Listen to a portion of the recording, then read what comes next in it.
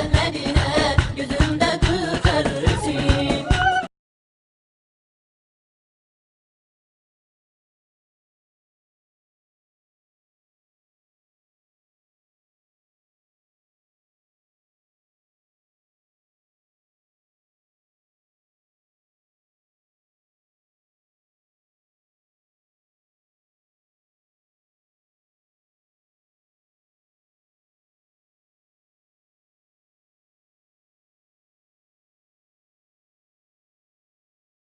علی بھائی اگلا سوال ہے، اسلام میں رقص کرنے کی کیا شرعی حیثیت ہے؟ ڈاکٹر طاہر القادری سوال تو پورا سنن دے۔ ڈاکٹر طاہر القادری صاحب تو نعت وغیرہ کے دوران رقص کرنے کو نہ صرف جائز قرار دیتے ہیں بلکہ ان کی موجودگی میں کئی بابوں کی رقص کی حالت میں جھومنے کی ویڈیوز بھی یوٹیوب پر موجود ہیں۔ اس حوالے سے ڈاکٹر صاحب جن احادیث کا ریفرنس دیتے ہیں ان کی اسنادی حیثیت کیا ہے؟ وہ بابوں والی ویڈیو سے آپ نے دیکھی ہوئی ہے؟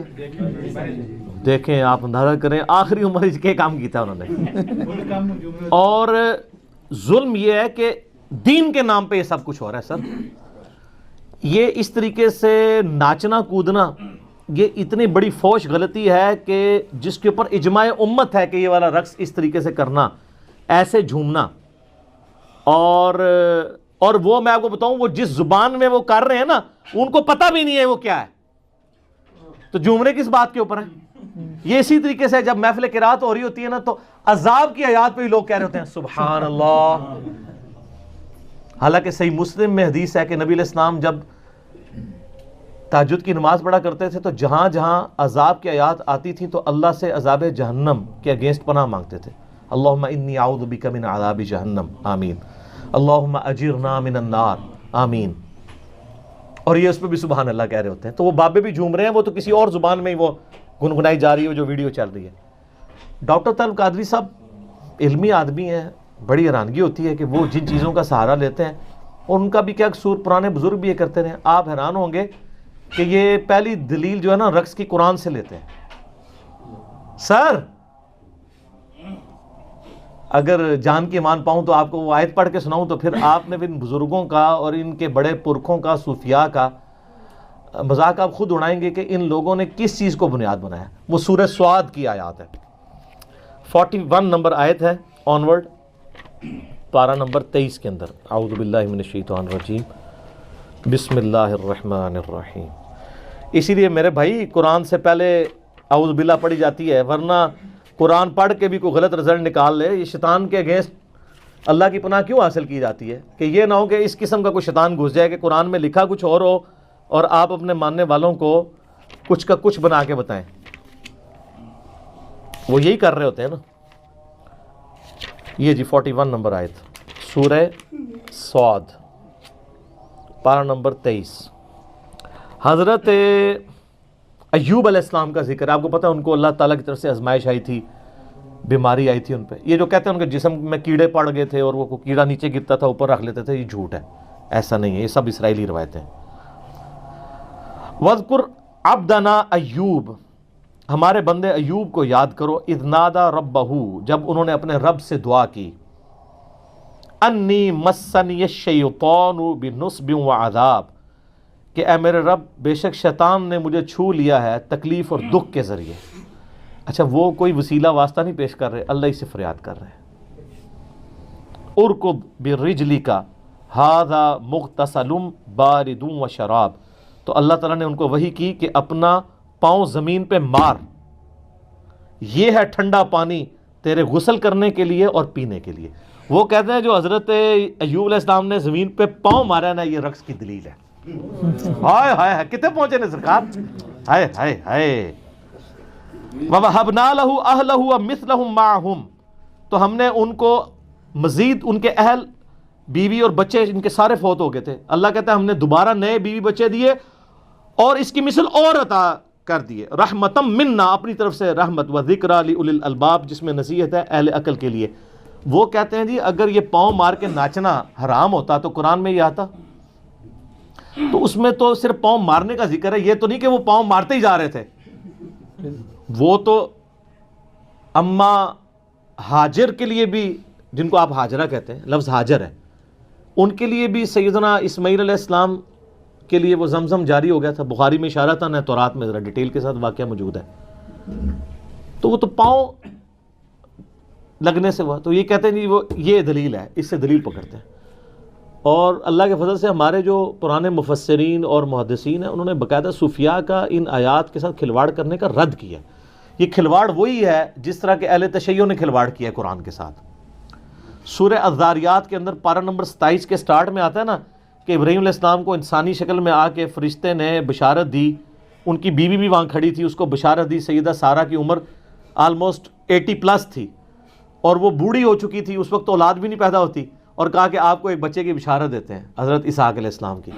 تو قرآن میں ہے فسکت وجہہا, تو انہوں نے اپنا چہرہ پیٹا اور کہا کہ میں تو بڑھیا اور بانجھ ہوں, میری اولاد ہوگی. ظاہر ہے 80 سال کی عورت اگر پریگننٹ ہو جائے تو کس کو منہ دکھائے گی. تو ایک ان کا ایبرپٹ تھا, وہ ایک ہی دفعہ انہوں نے چہرہ پیٹا حیرانگی کے ساتھ, تو کہتے ہیں اسے ماتم ثابت ہوتا ہے.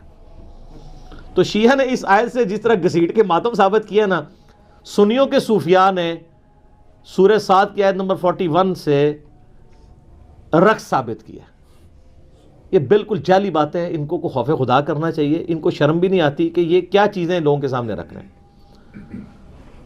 اس کے علاوہ بخاری مسلم میں کچھ احادیث ہیں جس کا غلط رزلٹ نکالا گیا.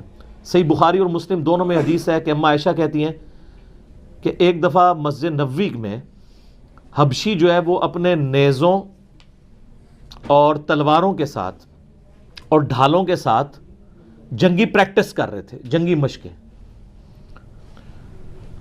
تو میں نے خواہش کا اظہار کیا ہے اللہ کے رسول صلی اللہ علیہ وآلہ وسلم, میں یہ دیکھنا چاہتی ہوں. اور آپ فرماتی ہیں کہ تم نبی علیہ السلام کا اخلاق دیکھو کہ میں تو نوجوان لڑکی تھی. ایک نوجوان لڑکی جب اس طرح کا کوئی کھیل تماشا دیکھ رہی ہو تو وہ کتنی دیر کھڑے ہو کے دیکھ سکتی ہے, اس کا تو شوق ہوتا ہے نا. تو نبی علیہ السلام سامنے کھڑے ہو گئے, میں ان کے پیچھے کھڑی ہو گئی, اور میں آپ علیہ السلام کے جسم مبارک سے یعنی اوٹ کر کے پردے میں وہ دیکھتی رہی جب تک کہ میں تھک ہی نہیں گئی. نبی علیہ السلام نہیں ہٹے. کیا شفقت تھی.